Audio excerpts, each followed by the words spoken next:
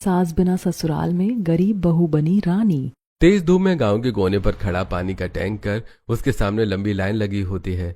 हर किसी के हाथ में बाल्टी और डिब्बे होते हैं।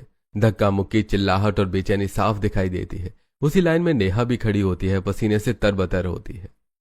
अरे ओ लड़की, ये मेरी जगह है, तू यहाँ कैसे खड़ी हो गई?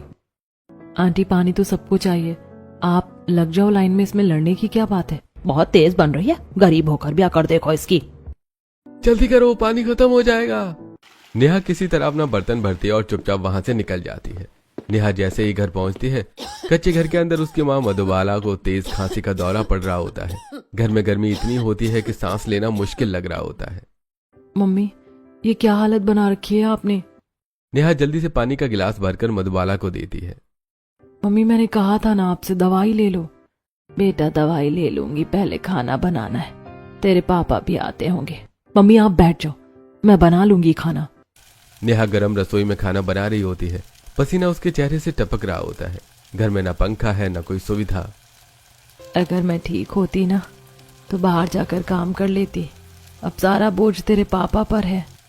मम्मी, आपको और पापा को काम करने की क्या जरूरत है? काम तो मुझे करना चाहिए। तू हमारी इकलौती बेटी है, क्या हम तुझसे काम करवाएंगे? मम्मी, लड़कियां काम नहीं करती क्या? वो सिर्फ घर संभालने के लिए थोड़ी होती है। तभी दरवाजा खुलता है और प्रीतम जी काम से थके हुए घर आते हैं। उनके कपड़े पसीने से भीगे होते हैं। पापा, पानी लीजिए। नेहा उन्हें पानी देती है और हाथ के पंखे से हवा करने लगती है। पापा, आप कितनी मेहनत करते हो, देखो कितना पसीना आ रहा है। मेरी प्यारी गुड़िया मेरा कितना ध्यान रखती है। अगली सुबह मधुबाला घर के बाहर कपड़े सुखा रही थी। पास में खड़ी औरतें धीरे धीरे ताने मार रही होती हैं।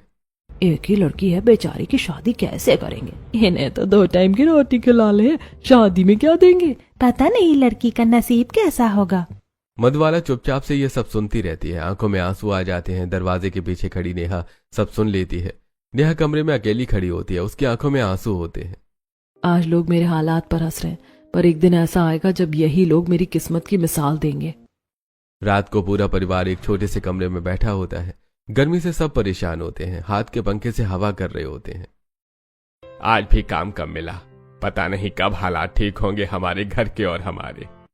बस भगवान से यही दुआ है, हमारी बेटी की जिंदगी हमसे बेहतर हो। नेहा चुपचाप दोनों को देखती रहती है। अगली सुबह गांव के खेतों में धूप फैल रही होती है। मिट्टी से सने खेतों के बीच प्रीतम फावड़ा चलाते हुए मजदूरी कर रहे होते हैं। पसीना उनके चेहरे से टपक रहा होता है। कपड़े धूल और पसीने से भीगे होते हैं।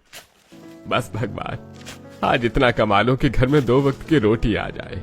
दिन भर की मेहनत के बाद जैसे तैसे कुछ पैसे मिलते हैं। घर में न फ्रिज है, न कोई सुविधा।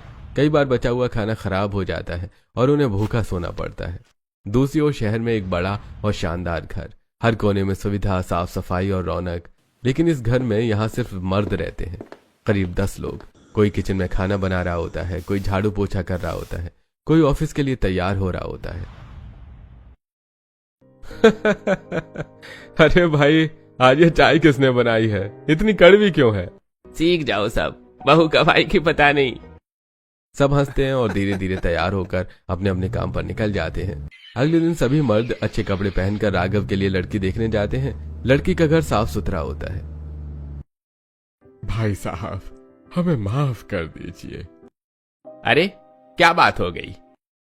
हम अपनी बेटी की शादी आपके घर नहीं कर सकते। आपके घर में कोई औरत तो है नहीं। इतने सारे मर्दों के बीच हमारी बेटी कैसे रहेगी? माहौल एकदम शांत हो जाता है। हमें डर है, इसका असर हमारी बेटी पर ठीक नहीं पड़ेगा, इसीलिए आप हमें माफ कर दीजिए। मोहन जी उन्हें समझाने की कोशिश करते हैं, लेकिन वो साफ इनकार कर देते हैं। सब लोग मायूस होकर वापस घर लौट आते हैं। शाम को घर का ड्राइंग रूम, सभी मर्द चुपचाप बैठे हैं। माहौल भारी होता है। राघव, क्या करें?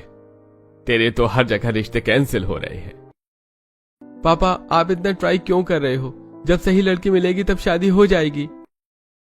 हाँ भाई, राघव सही कह रहा है, आप इतना स्ट्रेस क्यों ले रहे हो?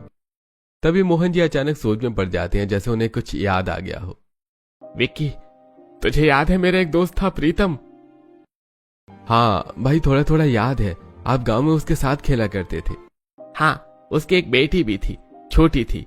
अब तो राघव की उम्र की हो गई होगी। मैं बेकार में इतना टाइम वेस्ट कर रहा था, मुझे सीधे उसी के पास जाना चाहिए था। लेकिन भाई अगर उन्हें भी पता चल गया कि हमारे घर में कोई औरत नहीं है तो वो भी मना कर देंगे।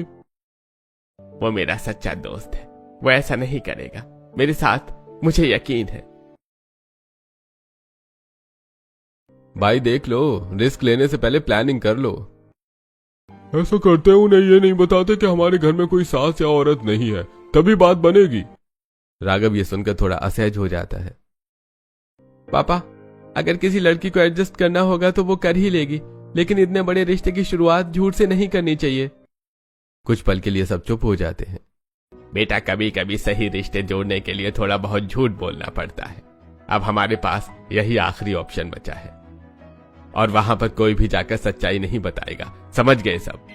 अगली सुबह मोहन जी अपने पूरे परिवार के साथ उसी गांव पहुंचते हैं जहां नेहा रहती है। गाड़ियां कच्चे रास्तों से गुजरती हुई एक छोटे से टूटे फूटे घर के सामने रुकती हैं। घर के अंदर तेज गर्मी, टीन की छत के नीचे घुटन भरा माहौल, न पंखा न ठंडी हवा, सब लोग पसीने से परेशान बैठे होते हैं।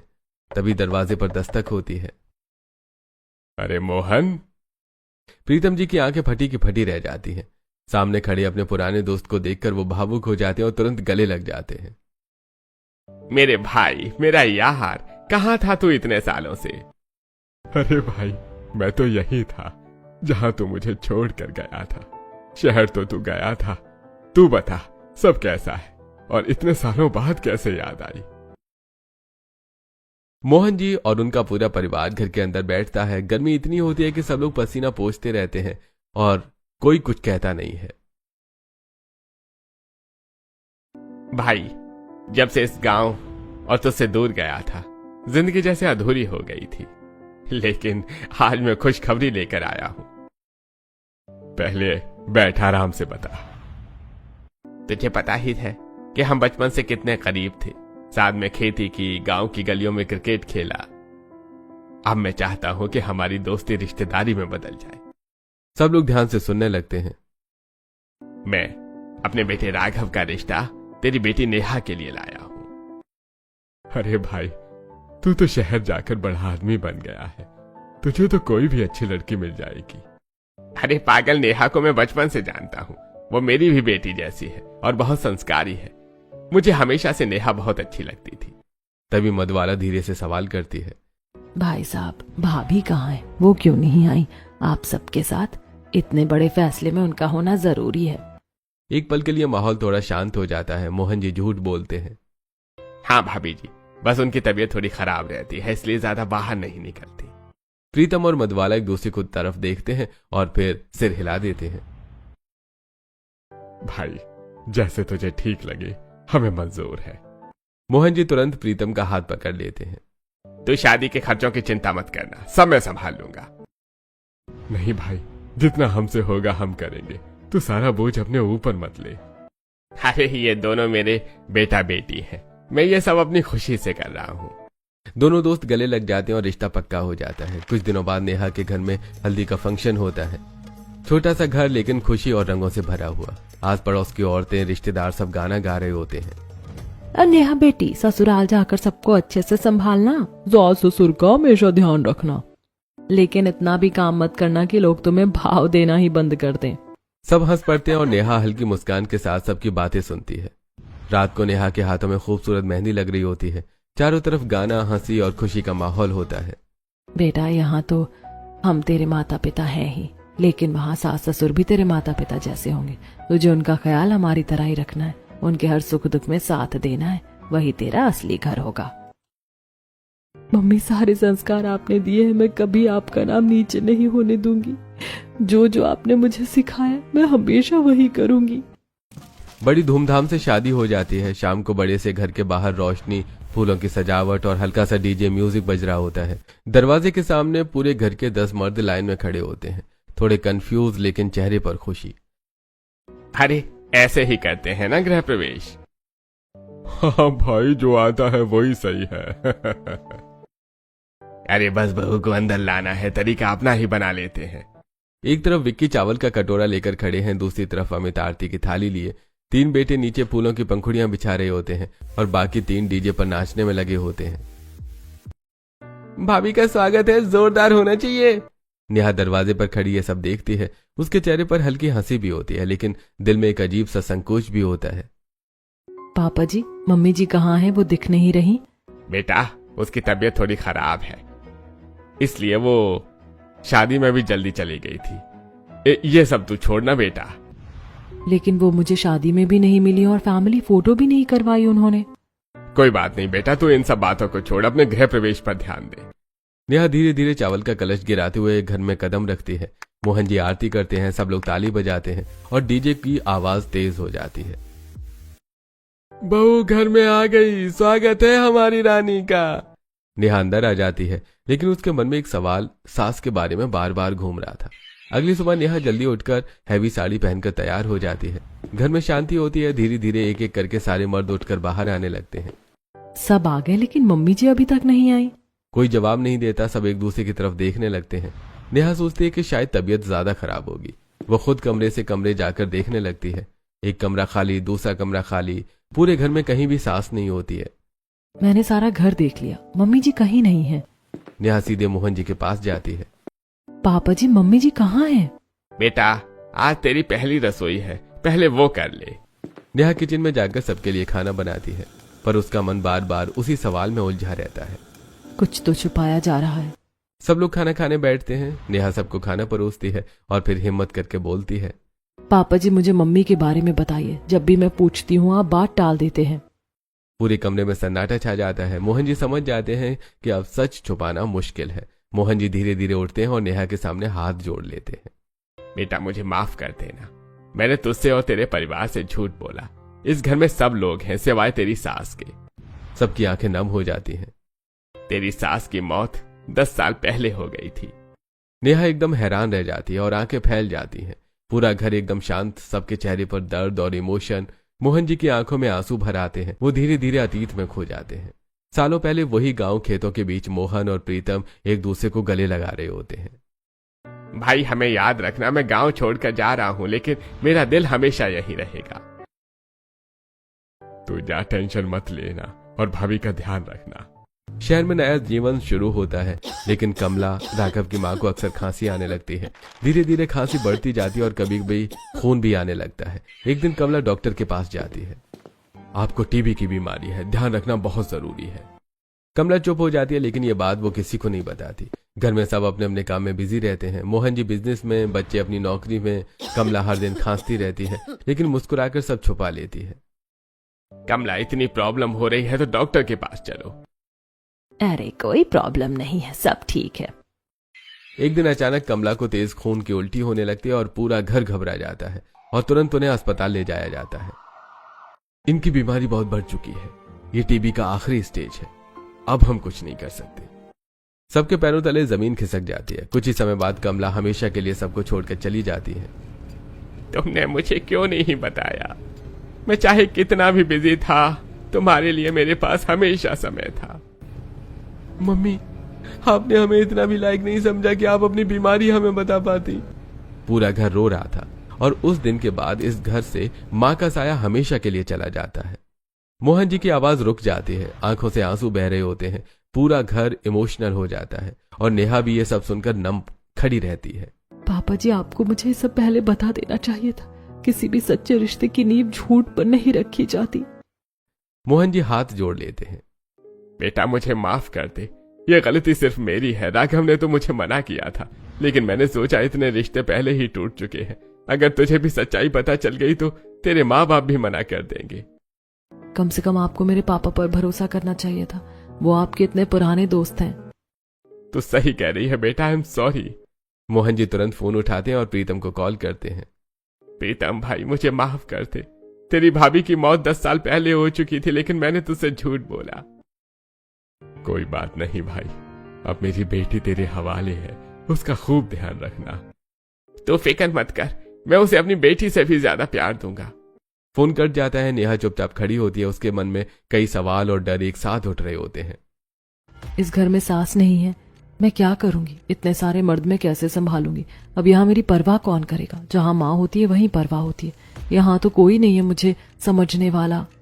नेहा की आंखों में डर साफ दिखता है। अगले 2-3 दिन नेहा घर में थोड़ी डरी सहमी रहती है। हर वक्त उसके मन में यही डर चलता है। इतने सारे मर्दों के बीच में कैसे रहूंगी। वो कम बोलती है, चुपचाप अपना काम करती रहती है, लेकिन धीरे धीरे उसे महसूस होने लगता है कि यहाँ का माहौल वैसा बिल्कुल नहीं है जैसा उसने सोचा था।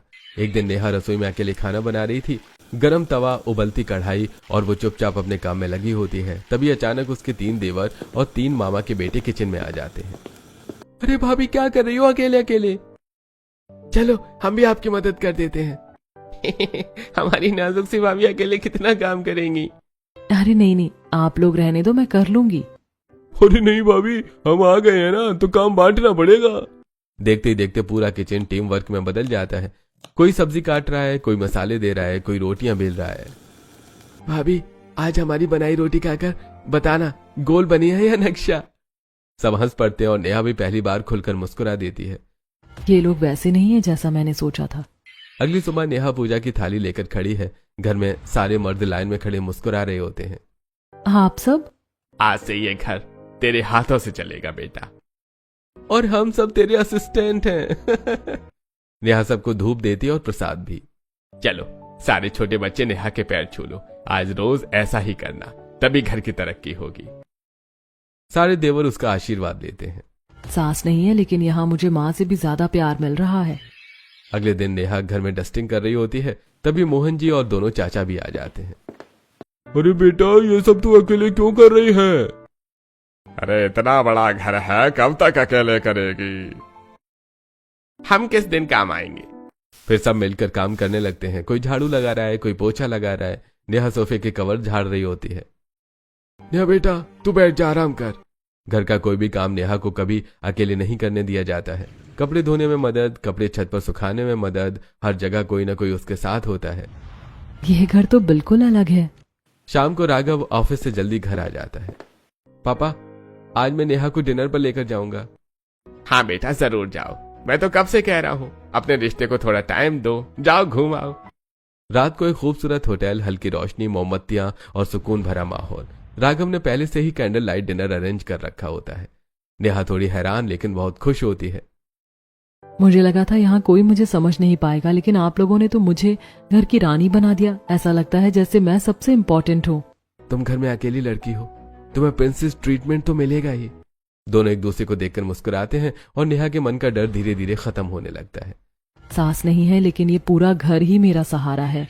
अगली सुबह घर में हलचल शुरू हो चुकी होती है, लेकिन नेहा अपने कमरे से बाहर नहीं आती है। उसका चेहरा हल्का पीला और रात से बुखार के कारण वो कमजोर महसूस कर रही होती है।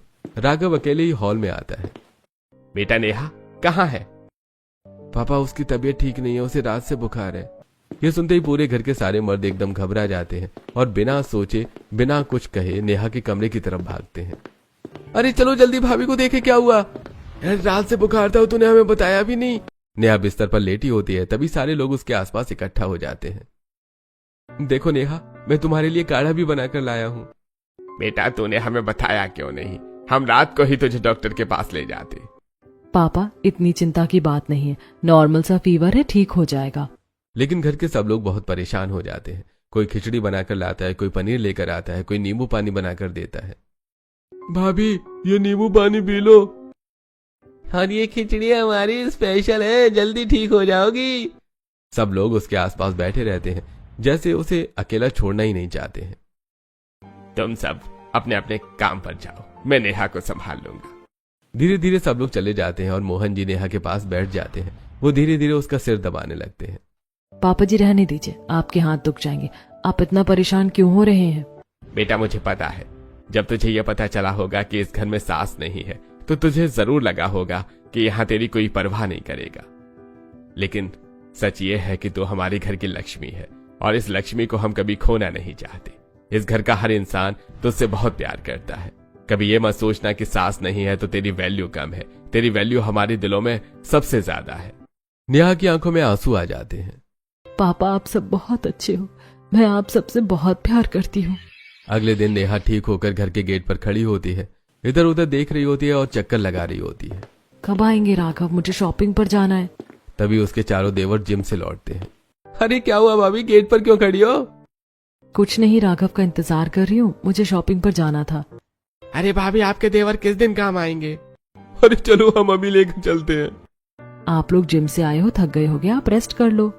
भाभी कैसी बात कर दी आपने, चलो अभी चलते हैं। सभी उसे शॉपिंग पर ले जाते हैं, उसे सुंदर सुंदर साड़ियां दिलाते हैं, मॉल मार्केट हर जगह घुमाते हैं। भाभी यहाँ की सबसे स्पेशल टिक्की मिलती है, चलो खिलाते हैं। सब मिलकर हंसते हैं, मस्ती करते हैं। धीरे धीरे नेहा भी घर वालों के साथ बहुत खुश रहने लगती है। अपने ससुराल में वो हर रोज खूबसूरत साड़ियां पहनती है, आत्मविश्वास से चलती है, चेहरे पर एक अलग ही चमक होती है। रात को राघव ऑफिस से घर लौटता है, उसके हाथ में एक छोटा सा गिफ्ट बैग होता है। नेहा कमरे में उसका इंतजार कर रही होती है। नेहा, तुम्हारे लिए कुछ लाया हूं। मेरे लिए? नेहा जैसे गिफ्ट खोलती है, अंदर एक बहुत ही सुंदर शॉर्ट ड्रेस होती है। ड्रेस तो बहुत सुंदर है, लेकिन मैं इसे कब पहनूंगी? सबके सामने तो मुझे शर्म आती है। इतनी टेंशन मत लो, यहाँ तुम्हें कोई जज नहीं करेगा। अगली सुबह नेहा और राघव बालकनी में बैठे होते हैं, हल्की ठंडी हवा चल रही होती है। नेहा, मैं सोच रहा था हमारा हनीमून भी नहीं हो पाया, चलो एक छोटी सी ट्रिप पर चलते हैं, बस 2 दिन के लिए। लेकिन आपने घर में किसी को बताया भी नहीं। जब मैं बता दूंगा तब चल देंगे, तुम बस तैयार हो जाओ, पैकिंग करके रखो। अगली सुबह दोनों बैग पैक करके तैयार खड़े होते हैं। नेहा धीरे धीरे वही शॉर्ट ड्रेस पहनकर बाहर आती है, लेकिन चेहरे पर झिझक साफ दिखाई देती है। मैं ऐसे सबके सामने नहीं जा सकती। अरे चलो भी, कोई कुछ नहीं कहेगा। जैसी नेहा बाहर आती है, सबकी नजरें उस पर जाती हैं, वो थोड़ा शर्मा जाती है। बेटा, तुझे यहाँ शर्माने की कोई जरूरत नहीं है। तुझे जैसे कपड़े पहनने हैं पहन, जैसा खाना है खा, जैसे रहना है रह। यहाँ तुझे किसी चीज की टेंशन लेने की जरूरत नहीं है, हम तुझे कभी नहीं रोकेंगे। नेहा ये सुनकर भावुक हो जाती है और उसके चेहरे पर आत्मविश्वास आ जाता है। नेहा झुककर मोहन जी के पैर छूती है। आशीर्वाद दीजिए पापा। खुश रहो बेटा। फिर वो चाचाओं के भी पैर छूती है। सब उसे प्यार और आशीर्वाद देते हैं। नेहा और राघव फ्लाइट में बैठते हैं। नेहा खिड़की से बाहर देखती है, बादलों के बीच उड़ते हुए। उसके चेहरे पर खुशी और सुकून होता है। पेरिस की खूबसूरत गलियां, रोशनी और रोमांटिक माहौल होता है। राघव नेहा की ढेर सारी फोटो क्लिक कर रहा होता है। नेहा, एक स्माइल और। बस करो, कितनी फोटो लोगे? अपने साथ भी ले लो, मैं अकेले थोड़ी ना आई हूँ यहाँ पर। बीच बीच में घर से वीडियो कॉल आते रहते हैं। भाभी मजे कर रही हो ना? हमें भूल तो नहीं गई?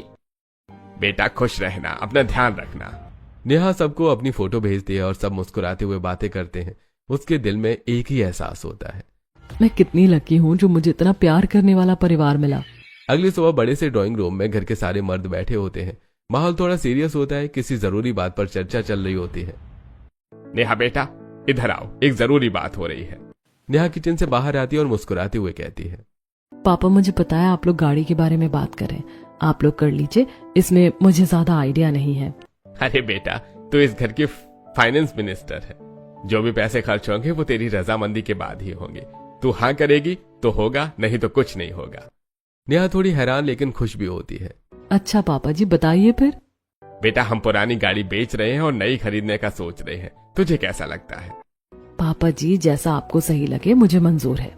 पूरा परिवार शोरूम पहुंचता है। नई चमचमाती गाड़ी सामने खड़ी होती है। नेहा बेटा, रिबन तू काटेगी।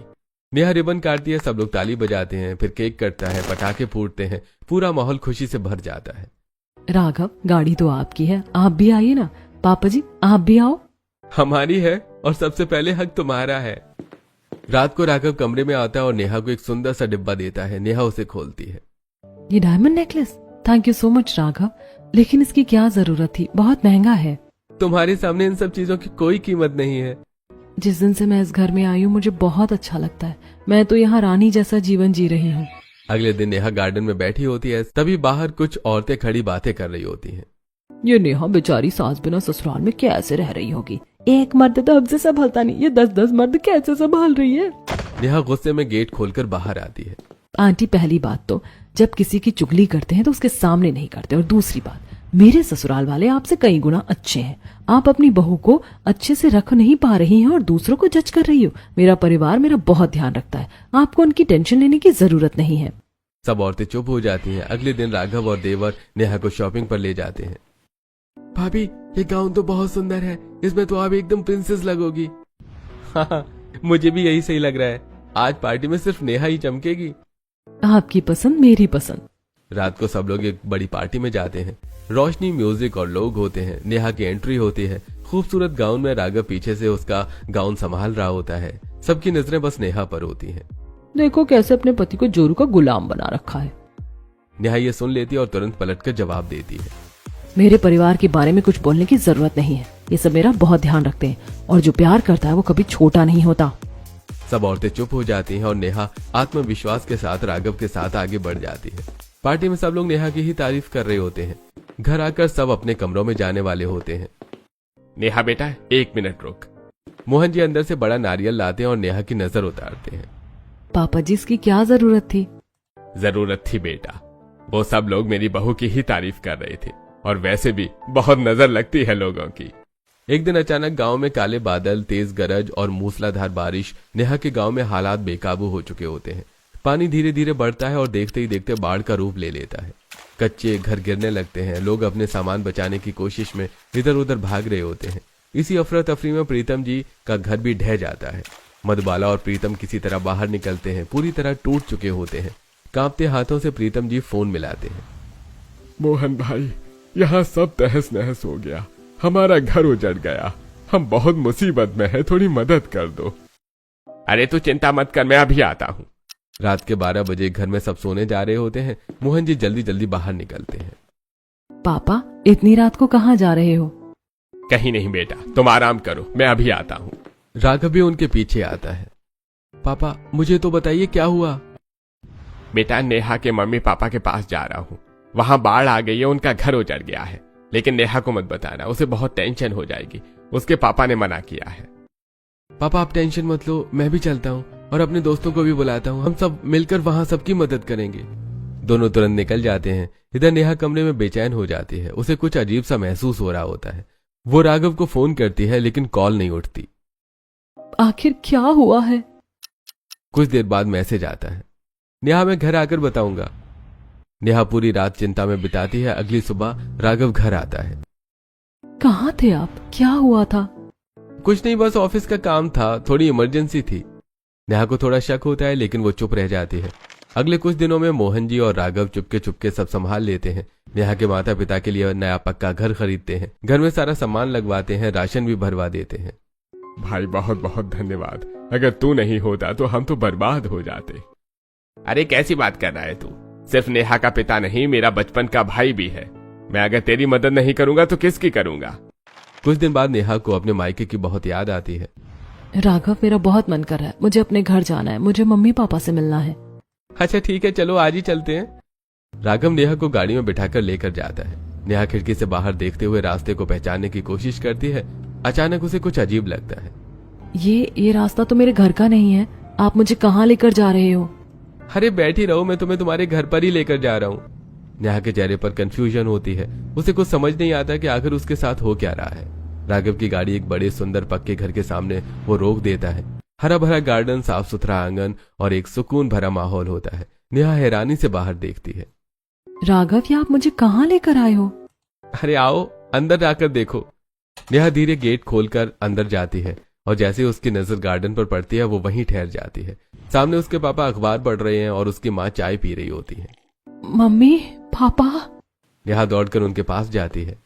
ये किसका घर है? आप यहाँ कैसे? बेटा बैठ, मैं तुझे सब बताता हूँ। गांव में बाढ़ आ गई थी, हमारा घर उजड़ गया था। सब लोग अपने अपने रिश्तेदारों के यहाँ चले गए। हमने तुझे इसलिए नहीं बताया, तू बचपन से ही बहुत तकलीफें देख चुकी है।